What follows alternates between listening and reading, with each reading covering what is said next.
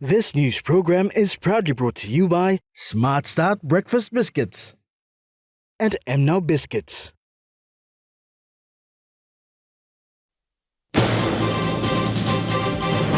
Citizens affected by fuel situation in the country.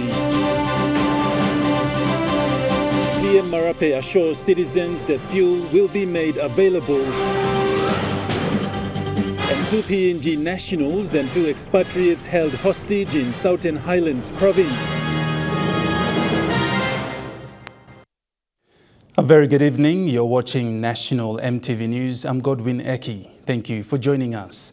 With the current fuel situation being experienced in the country due to Puma Energy PNG Limited issuing a notice of fuel restrictions since Thursday last week has caused mayhem for motorists. In the nation's capital, some fuel service stations at the main suburbs were offering only 20 kina worth of fuel per vehicle, while others were allowing customers to purchase any amount they desired. EMTV News visited a number of service stations earlier today.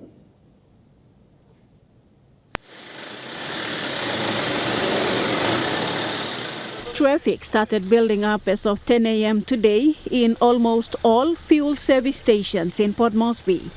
According to a statement issued by Puma Energy PNG Limited last week, the unresolved foreign currency constraints have had an impact on Puma's ability to source crude oil, hence restricting supply of all its products.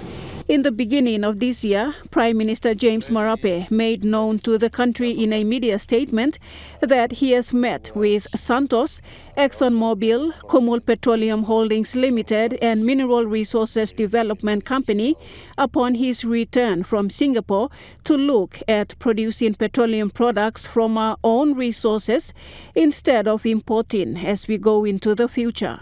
In the January statement, the Prime Minister further warned the fuel supplier, stating that the energy insecurities should not happen again in the future. 2 months on, and the country is faced again with yet the same issue of fuel shortage. Today, fuel service stations across the city were either rationing fuel to customers or were closed. At the Erima Total Service Station, customers were allowed to refill full tank. However, just before midday today, they started turning away motorists as fuel supply there ran out. This is what Fiona said this morning when she was also in the queue to refill. This was her thoughts on the current fuel shortage being experienced. Citizen lo Papua New Guinea am all facing with la fuel problem na. Na government lo me plan today I'm looking at them. I'm plan clear. So me plug the line lo citizen I'm plug say time lo fuel. I'm affecting all student. Me plug business line na. All PMB operation country me plan now. Behind me, cars are still lining up, eager to get fuel. Now, amidst the fuel crisis currently being faced in the country, Prime Minister James Marape has left for Fiji today to hold bilateral talks with Fiji's Prime Minister, Sitiveni Rabuka. Lindy Suharupa, National EMTV News. Meanwhile, as the demand for fuel is high, those selling fuel in containers along the roadside, mostly next to fuel service stations, are beginning to make fast money. Petrol and diesel have been high on demand since yesterday as motorists in the city face a shortage of fuel. For fuel and oil resellers, this is a good time to make money. This is Maria John from Chimbu Province. She took over from her father and has been selling fuel and oil products since she left school. Today, she is also rationing fuel for her customers. This time petrol. Petrol so misali 50. First time I misali 15 kinalo petrol. Now I'm misali 30 kinalo. This la 2 liter petrol. She says with the demand in fuel products currently being experienced in the country, she is ready and willing to assist motorists, but with a slight increase in her set price. This la day me no counting plenty, almost PCTM come le Erima total. This still 25 liters and big la container This la 25 liters and misalim 150 kina now. No more EM90. No more lemos and misali 100 kina, 90 kina. Lindy Suharupa, National MTV News. Prime Minister James Marape today addressed the media regarding the current fuel situation in the city. Marape said while both the Bank of PNG and Puma are still in negotiations to solve the matter, the government is also mediating to help resolve the issue so that fuel is made available to Papua New Guineans.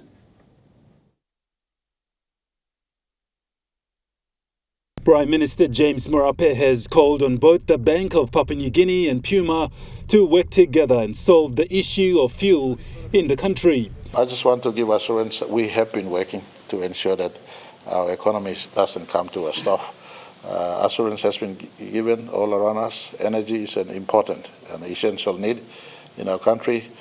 Puma also has been advised, don't compromise energy security, as well as Bank has been advised to work with Puma in the meantime to ensure the supply of forex gets supplied and fuel gets supplied to our users in country. While Marape understands that the foreign exchange is the issue, he has urged the bank to meet its obligation and supply foreign exchange and Puma Energy to supply fuel. To be fair on Puma, I think there's a need for them to access forex to buy matching order of fuel coming into our country.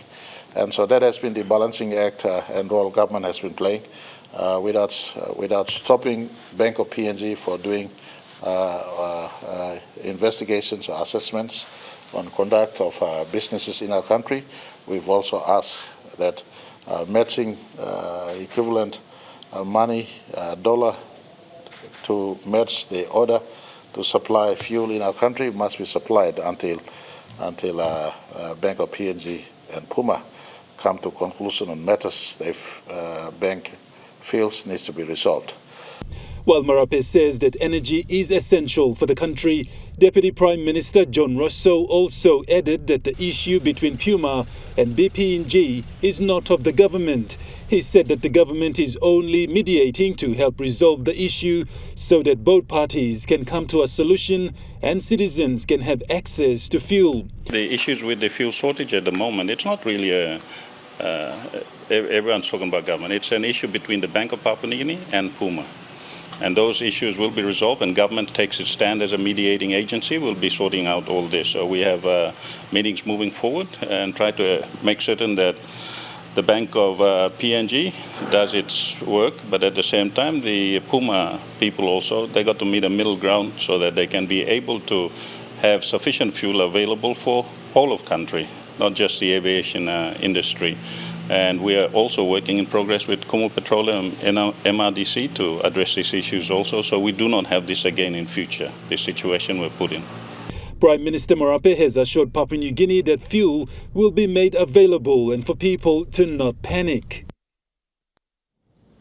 The Independent Consumer and Competition Commission raised concerns about the possible impact of fuel disruptions in the country, as it is the major economic driver of the economy. The consumer watchdog is calling on the Department of Petroleum and Energy and the state team to the Napa Napa project agreement to look into the possibility of reviewing this agreement. ICCC highlighted that the project agreement gave a financial incentive to Interoil, now Puma Energy, to establish the country's first commercial oil refinery that resulted in Puma having a monopoly on jet A1 market over time. Puma Energy monopoly position is now having a detrimental impact on the traveling public, business activities and the economy as a whole, given the supply disruption late last year.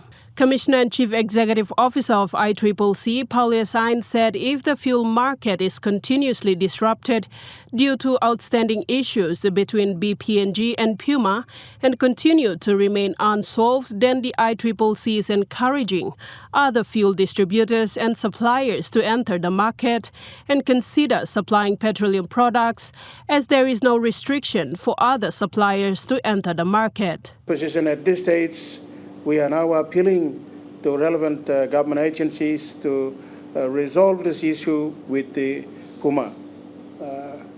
Puma being the only supplier of petroleum products in the country is unnecessarily taking advantage and causing the people to suffer and bringing the country to ransom. And we are really disappointed because they should be mindful of the fact that fuel is a major cost input into any economy. It is the main driver, and unnecessarily penalizing the economy and the people, we would like to, the strongest possible, express our disappointment. Government department and agency responsible for facilitating potential competitors should not become a barrier but should assist. ICCC made the statement following reports that potential competitors who wanted to import Jet A1 fuel are faced with difficulties by government agencies and could not proceed further. ICCC is calling on the government and other regulatory bodies to give the necessary approvals to another petroleum company to also independently import Jet A1 rather than depending on Puma Energy. Potential entrants to consider entering the market. We are aware of some potential entrants who wanted to enter the fuel supply industry, but our other colleague government agencies have been a barrier to those entries. So we are also calling those government agencies responsible to now look at allowing or facilitating competition in the petroleum space so that we can have alternative suppliers in the country. Sharon Engnui, National EMTV News. Meanwhile, Prime Minister James Marape, who assured the country that the issue of fuel will be fixed, also highlighted that the use of provision of the domestic market will be utilized. He said that ExxonMobil and Total Energy are on standby if Puma and Bank of PNG do not solve the matter.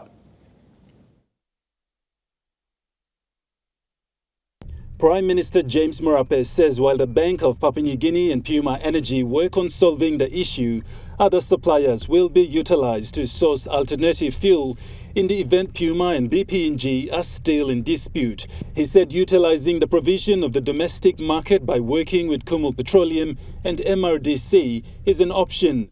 That we are working with other majors in our country in partnership with Kumul Petroleum, our national oil company, as well as our landowner group of companies under MRDC to ensure we have an alternate fuel sourcing for our country, as well as in the long term utilizing some provisions of our domestic market gas in Papua LNG and going forward in Penang LNG when they happen, for us to be energy secured going forward into the future. So we, as a government, looking forward to short-term, mid-term, as well as long-term solution so that we don't expose ourselves to similar situations in the past.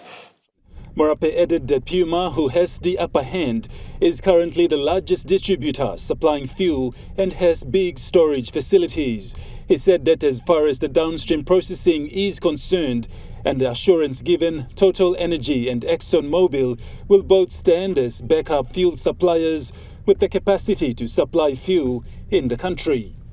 The downstream business of ExxonMobil, as well as downstream business of Total Energies, has given us an assurance that they can step up. They have every capacity to step up, and we're working with them so that in the event that Puma and Bank of PNG comes to loggerhead, then those two other major suppliers in our country can step up. That is something the government also working very, very closely with both ExxonMobil and Total Energies in the first instance. Fuel stock from other fuel suppliers will be made available tomorrow and onwards, as per the announcement made this afternoon by the Office of the Independent Consumer and Competition Commission. Service providers are also urged not to take advantage of the situation, as disciplinary actions will be applied. Commissioner Ayn highlights this fuel situation as an unfortunate one that caught everyone off guard. Ayn says that they have been informed that fuel stock will be made available from other suppliers. It was a surprise, so everybody is rushing around to take stock, but We are here reliably informed that stock will be available from other suppliers, that they will supply the market. Whilst our major supplier is now stopping supply, we will see those alternative suppliers to step up and restock and should be able to supply the market tomorrow and onwards. So this was some information reliably informed after the problem today. As the country is facing this fuel situation at the moment, it is understood that opportunists will be taking advantage of the situation. Commissioner Ain in that regard says disciplinary measures will be taken and is urging other relevant government agencies to collaborate to contain this situation. Possible, but we call on other government agencies who are always our partners in the case of police and RTA and land transport throughout the country to step up and assist so that we contain the situation. We need to work together as a team. Given this current situation, we all need to stand together so that we protect our consumers and our country. Those who are also caught will be penalized, but it will also depend on the information, how quick they get and reach relevant authorities, including ourselves. Florence John Duo, National EMTV News. National EMTV News continues after the break. Stay with us.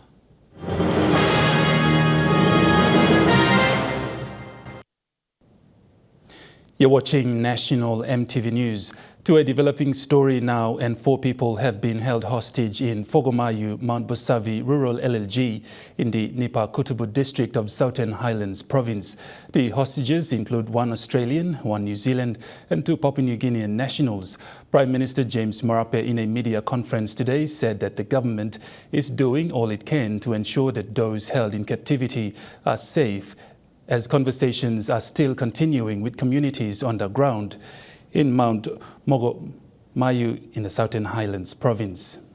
Today, Prime Minister James Marape assured the families of those held in captivity that the government and other relevant authorities are doing what they can to ensure that those held hostage are safe and well.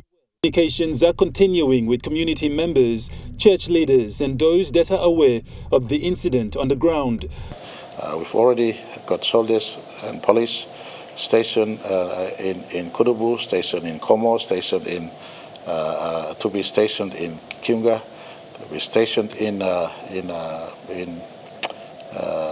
other places in around. But we're telling the criminals and gates there is no place for this sort of behavior.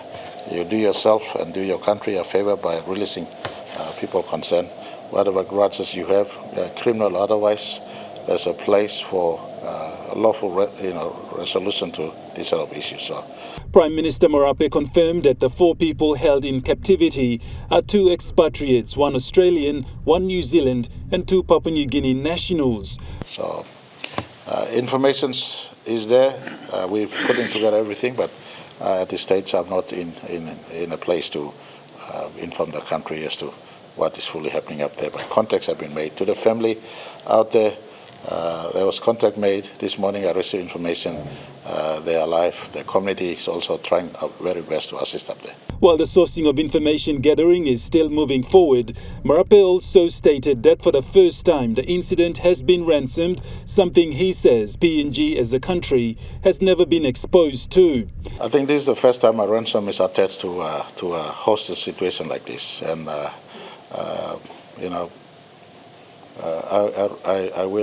will make further statement on this in due time. But this is the very first time, and we're treating it very, very seriously. We don't want it to be a precedent for future, but we work with authorities concerned. At the moment, government is, in terms of negotiating, government is staying out of this picture. Meanwhile, relevant authorities are working closely with those on the ground not only to source relevant information as to the whereabouts of those held hostage, and the search to find the 4 people is still continuing. Deputy Prime Minister John Rosso today confirmed that negotiations surrounding visa processing will come into fruition as agreements to have visa processing turnaround time will be around 14 days. He said this measure is being considered so that both the PNG and Australian citizens have equal opportunity when applying for visa. Following the recent visit to Canberra, Australia, Deputy Prime Minister John Rosso today highlighted that visa processing for both PNG and Australia was one area of negotiations. The visa turnaround time will be 14 days. That is for people who submit all the details required. The balance is for if they miss out on information and stuff like that. The 14 days will be further discussed between the Australian Deputy Prime Minister, myself, our Foreign Affairs Minister on a high-level committee, and their Foreign Minister and the Immigration Minister to try to see if we can bring this down to a turnaround time of much, much less within a couple of days. Rosso said that those applying for a visa will receive their visas in 14 days, which is around 75% if they submit all correct documents for their visa to be processed. And all this will be looking towards negotiating for better access for Papua New Guineans going to Australia, at the same time vice versa, Australians coming to Papua New Guinea too. We wanted to get to the point where we can have visa on arrival on both sides. For the remaining 25%, this will apply to those with incomplete applications and may have to reapply again or even take longer before they are granted their visa. While many have complained about the Australians getting easy access to PNG visa, Rosso had this to say. A lot of Papua New Guineans are saying, why are we giving people visa on arrival? Let me re-emphasize. We do not give visa on arrival to Australia at this point in time. We used to, we don't. We do it for reciprocal countries that are other Melanesian countries like Vanuatu, Solomon Islands, Fiji. We have reciprocal visa arrangements.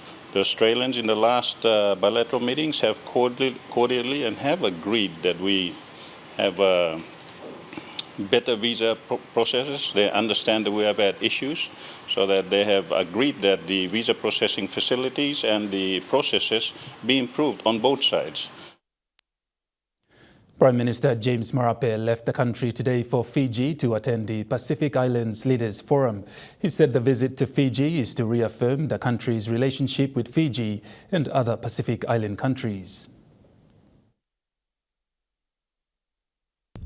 Prime Minister James Marape today described his visit to Fiji to attend the Pacific Islands Leadership Summit as an important meet in terms of PNG's long-standing relationships with other Pacific Island countries in the region.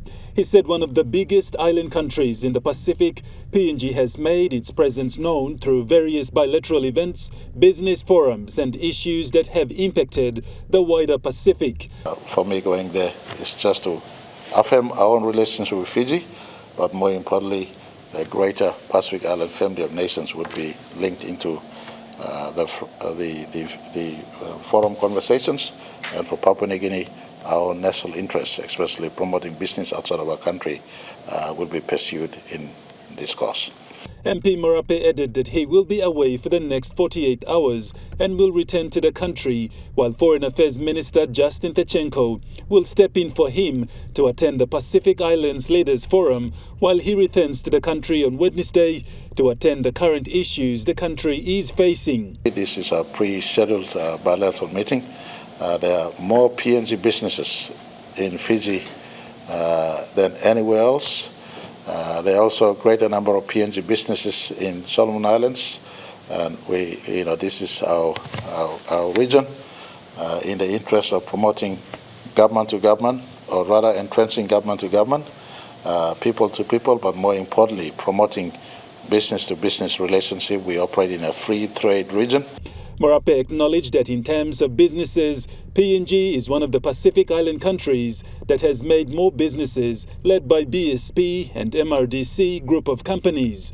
Prime Minister James Marape says in his absence, Deputy Prime Minister John Rosso will be in charge until his return from Fiji on Wednesday this week. Deputy Prime Minister and Minister for Lands John Rosso today informed the media that the recent ministerial meeting held in Canberra, Australia, was to strengthen all types of bilateral security agreements, including law and order, defence, economy and others. The bilateral security, traditionally we've always been a bilateral security pact with Australia. And it's not just about regional security. We've had traditional regional ties with Australia. It's about improving on those security. It's about economic security. It's about biosecurity. It's about human trafficking security. It's everything. So we're packaging everything into one bilateral security between Australia and Papua New Guinea that can improve and enhance on our issues for both countries moving forward, with the total basis of us becoming more economically independent, and that encompasses our law and order situation, our defense situation, and everything like that will be all encompassed within one bilateral security treaty. The Securities Commission of Papua New Guinea granted MRL Funds Management Limited to Trustee Manager's License and Funds Management License for the duration of 1 year, which is the allowable initial term under the legislation. The responsible Minister for International Trade and Investment, Richard Maru, presented the licenses to MRL Capital Managing Director and Chief Executive Officer Lawrence Rausim today at the Hilton Hotel in Port Moresby. MRL Capital's core business function is to operate as a self-managed investment fund on behalf of its beneficiaries, the Lihirian people, because they have no direct interest in the Lihir gold mine on their island. MRL Capital Managing Director Lawrence Rausim said he was proud that the company was confidently taking the bold step to become a market player in Papua New Guinea's capital markets industry. Mr. Rausim also stated that the underlying reason for the establishment of the managed investment fund is to manage the current savings of the beneficiaries independently from the trust property as contemplated by the LET Trust deed. It's a license that we were looking forward to getting because of we have our beneficiaries who have got savings that they've been saving part of funds that they've been paid as royalties, and we wanted to assist them to invest these funds for them. Minister Maru said as a responsible minister, he would really want to see another fund that Papua New Guineans can really invest in to manage their funds and grow their funds and give them greater royalties. He said this fund was established basically to look after the people of Lihir and to prepare for their future when the mine closes. Based on the track record, he is appealing to MRL Capital to open up funds for other Papua New Guineans who are looking for opportunities to invest. Maru said agriculture is one of the important sectors to invest in, and this is also the government's #1 priority. To commend the chairman and, of course, your team for working closely with MRL Capital for making sure that they were assessed on merit, they followed due process, and because of their performance and record, they are now finally rewarded by being given a license. As a country and as a government, we need to build the capital market of Papua New Guinea. One of my most important jobs is to look for foreign investors. Minister Maru also informed the capital market that they are going to make amendments to the Capital Market Act to make sure that the fund manager is separate from the fund trustee. Trustee and the fund manager cannot be the same person, cannot be the same company. That change is coming and you will be affected by the change. But we'll deal with it when we cross the line when we have the amendments passed through Parliament. Esther Gane, National EMTV News. And now looking at the Nest Fund Market Report, the Kina closed unchanged at $0.2840 US in the interbank market. At Bank South Pacific, your Kina was buying $0.2765 US dollars, 0.3989 Australian dollars, 0.2517 euro, 36.6 Japanese yen. Looking at commodity prices at New York closed, gold is trading lower, coffee closed higher, cocoa closed higher, copra closed lower, palm oil closed lower, crude oil is trading lower, and copper closed lower. On the stock market, the Dow Jones closed lower, the ASX 200 is trading lower, and the All Ordinaries is trading lower. National EMTV News continues after the break. Stay with us.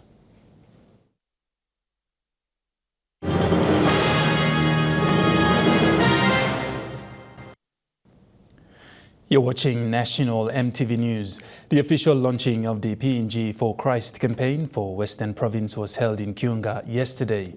This event is focused on discipleship, reaping within the province and the country as a whole.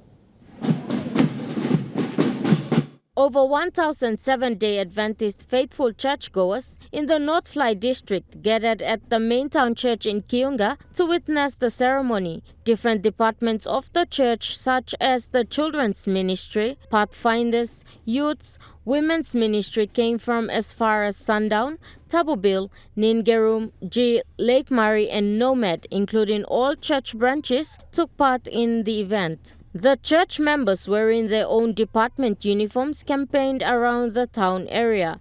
They started at the main town church and marched around town as awareness to the general public in Kiunga, the district and Western Province at large for evangelistic meetings and community outreach programs next year. Speaking at the event, the district director of North Fly, Pastor Matthias Enjo, explained to church members of respective places on how they can participate to support the program. He has urged all churchgoers to be in one accord to continue to share the good news to others. Pastor Matthias Enjo says 7 people in remote places in Western Province is not easy due to geographical challenges. God in Chalong district, having not that easy, might be praising God, also making him some very potential workman of God, only very faithful now committed, long serving Jesus, long time, only served long this man not for district. The General Secretary of the Western Highlands Adventist Mission, Pastor Solomon Paul, encouraged church members to get involved in mission work. And people need to know that message. And only na sacred call here. Put the responsibility on the shoulder of you and whom shall I send and who will go for me? Now you buy in I will go. Hear me people sing out there.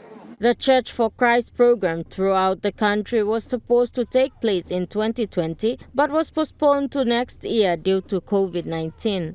Adventist churches in Papua New Guinea are looking forward to hosting this event expected to commence in April of 2024. Amanda Elaitia, National EMTV News.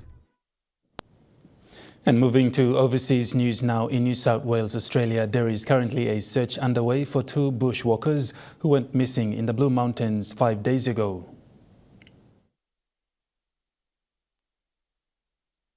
Well, a large air and ground search has resumed this morning for those 2 bushwalkers that are believed to have been missing since last Wednesday. Now, a command post has been set up at Dunphy's campground in Megalong Valley in the Blue Mountains, as well as a frantic search party which is consistent of SES search and rescue crews and the Blue Mountains police as well.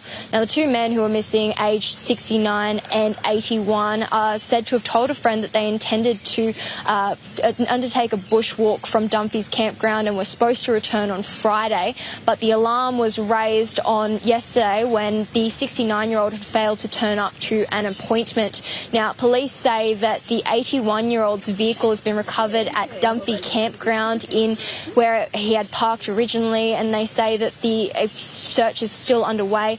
Now, the campground itself is located in a fairly isolated part of the Blue Mountains. It's about an hour's drive from any of the local community towns, including including Katoomba and Blackheath. Police will have to search quite an expansive area today, including the Cox's River, which is a river that flows through the Blue Mountains, as well as the popular 6-foot track, which cuts through Megalong Valley and has a lot of campers and bushwalkers walk along that as well.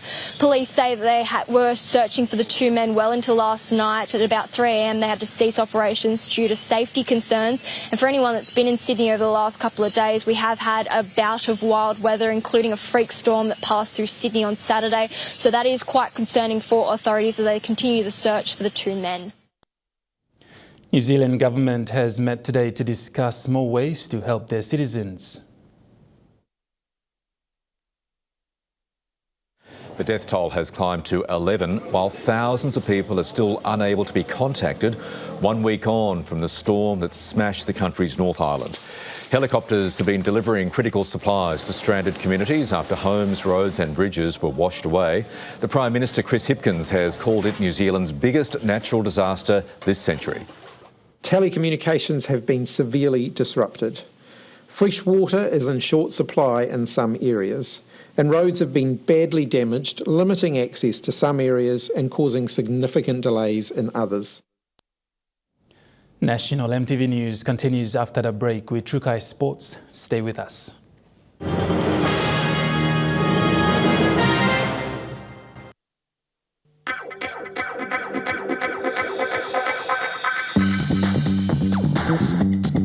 Trukai Sports.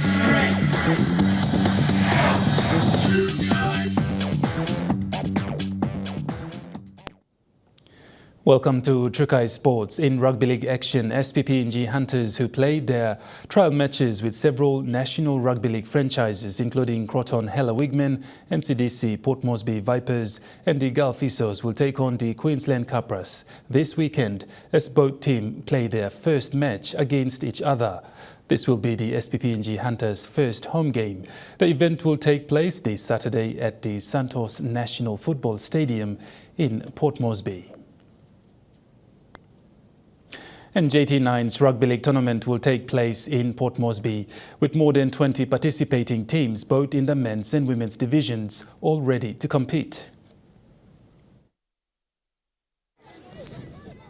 Since the last tournament in 2019, since the global pandemic hit the country, JT9's Rugby League tournament is set to kick off tomorrow. The tournament will see more than 20 participating teams in both the men's and women's divisions, respectively. One of the teams defending their 2019 title in the women's division are the Vada Vada United, who have been hard at training all throughout this week. The Vada Vada team is looking forward to defending their 2019 title come tomorrow when they step into the field after 2 years. Trukai Sports continues after the break. Stay with us.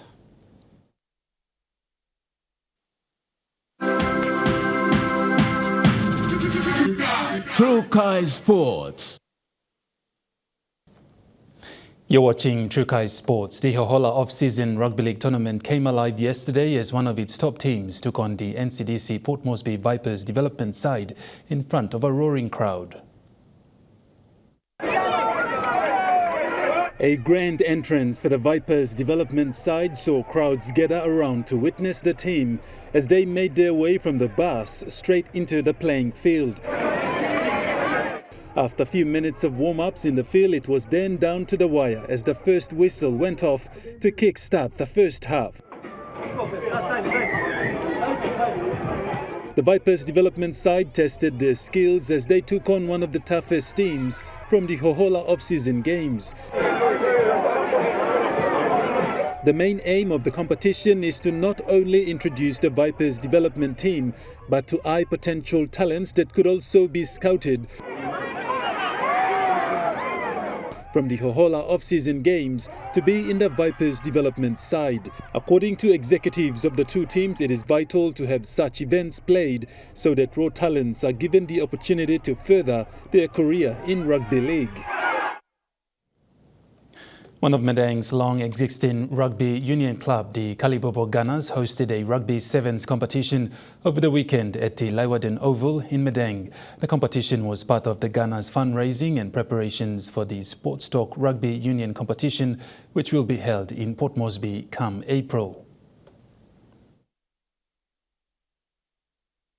Rugby union teams from Medang came together and formed 12 teams and competed in the competition to support the Kalibobo Gunners in their efforts to raise funds and also help the players prepare for the sports stock competition in April. Club managers Roselyn Kiala said most of the players in the Gunners team are unemployed youth and students. Hence, the club relies on fundraisings to raise funds for the club. Taking part in the competition was also one of Medang's long-established rugby union club, the 6B Pirates, who will most likely be taking part in the sports stock competition as well. The game began on Saturday and ended yesterday afternoon, where the top 6 teams played for the Cup, Bowl and Plate finals.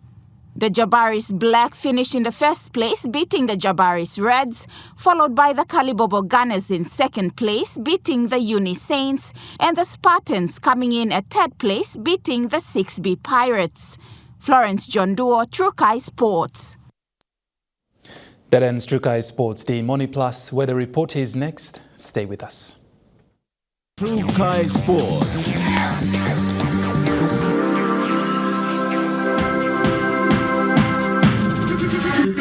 Trukai Sports. This weather update is proudly brought to you by Money Plus. With you always.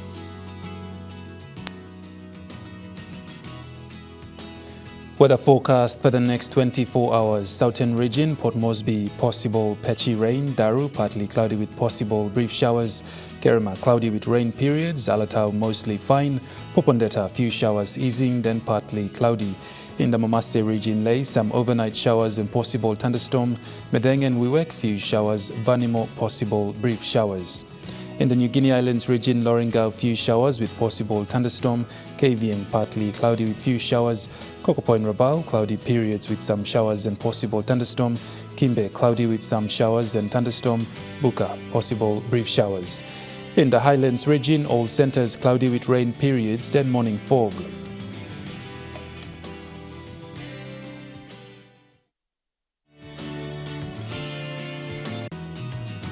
The weather update was proudly brought to you by Money Plus. With you always. And that wraps up the news, sports and weather for Monday, the 20th of February 2023. From the entire news team, pleasant viewing. Bye for now.